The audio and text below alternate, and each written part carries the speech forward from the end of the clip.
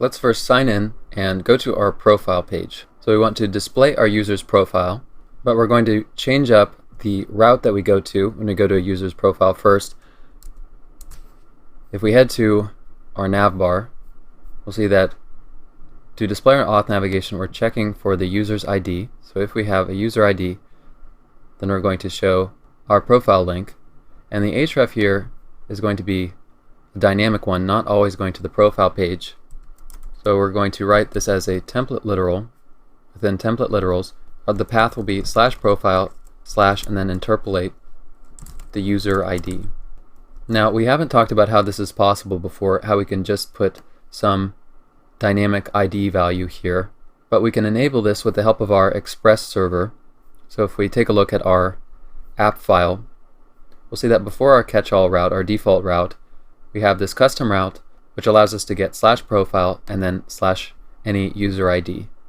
So when we make a request for the profile page, this route is going to take care of it. Our route handler will check to see if we have any params, and we do. It will be the user ID. That's what we're calling user ID.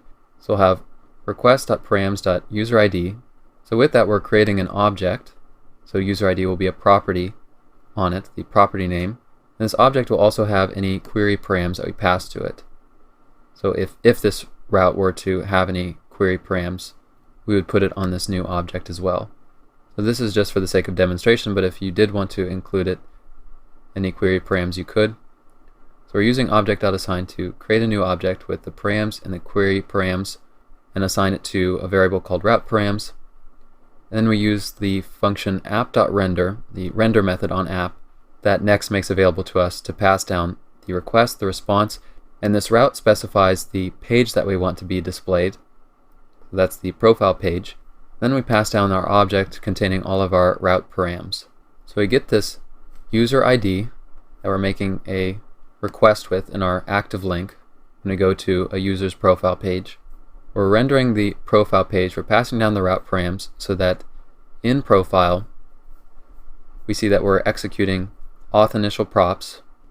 So if we go to our auth file and we go down to auth initial props, you'll see that we have the query property from context.